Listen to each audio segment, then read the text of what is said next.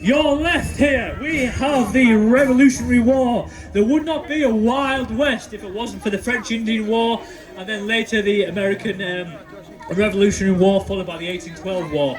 So without that, there would not be any of this here, okay? It would have still remained under British rule, and it's probably debatable whether it would have happened. Then from there, we have an absolutely fantastic there, Henry Evans Gunsmith Shop, fantastic example of 18th century weaponry from the period there. As you see there, he's looking very dashing, is he not? And his good lady there just doing some crochet work. Following down from there, we have the famed, glorious, doomed 7th Cavalry, obviously from the Commander General George Armstrong Custer. We have Libby Custer over there, just kneeling down, take a bow there, and the rest of the cast is obviously getting ready. Moving on further along, well, I think this set probably needs no introduction. The Bordello, each town had one. Okay, so I'll just quickly move on from there. Cat is absolutely fantastic. If you need to know any information about the ladies who ran these places and such, Cat is a fantastic lady there to speak to. There she is there, dressed in the blue black skirt there. Moving on there, we have a general, we have a rough undertakers there. He's actually just getting set up, okay? So this town here is very much, it reminds us of a town when settlers first set up there. There was no buildings as such. They set up in tents, and then the tents then developed into wooden structures. Moving on from there, we have a school with Miss McGuffrey. At the end of this show here, Miss McGuffrey will be doing a Wild West school for children. Following that there, we have the Dr. Brown. He will treat you with all sorts.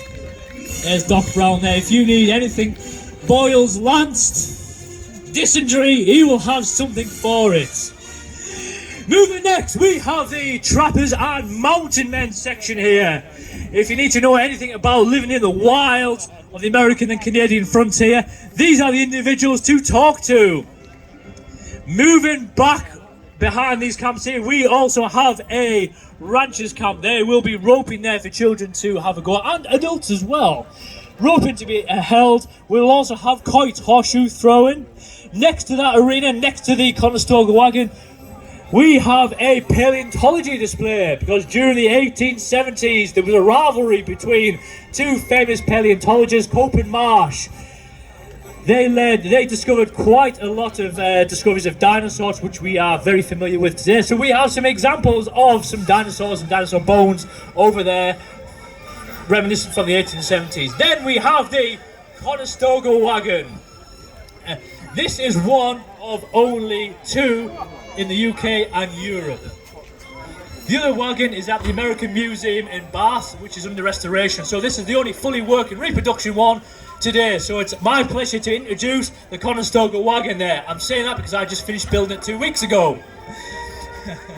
And then finally, for your entertainment, we have Butch Cassidy in the corner there. Absolutely fantastic gentleman to talk to there. He will tell you all about Butch Cassidy, his British connections, and whether or whether not did they die at Bolivia.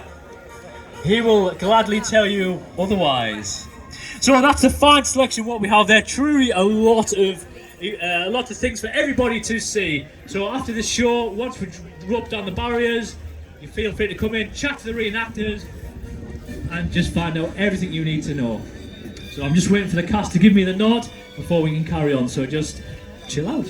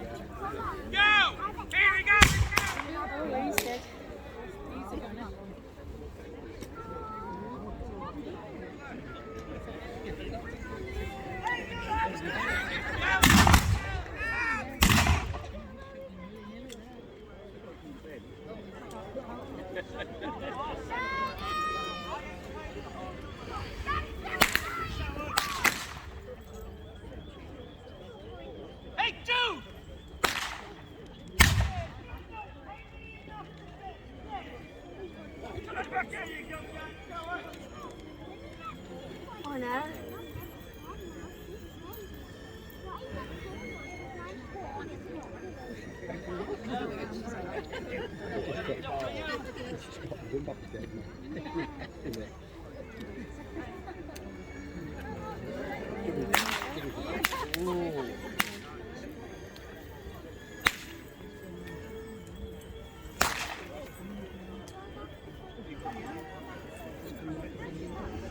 That's the price of progress!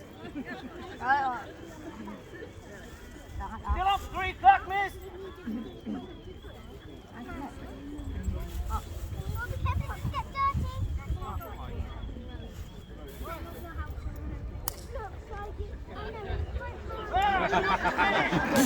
Don't do that, it's still fell off.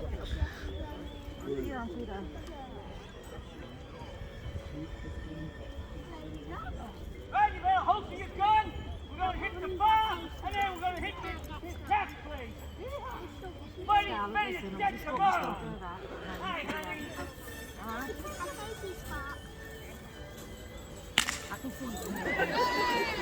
Hey, this isn't the plan. What you doing?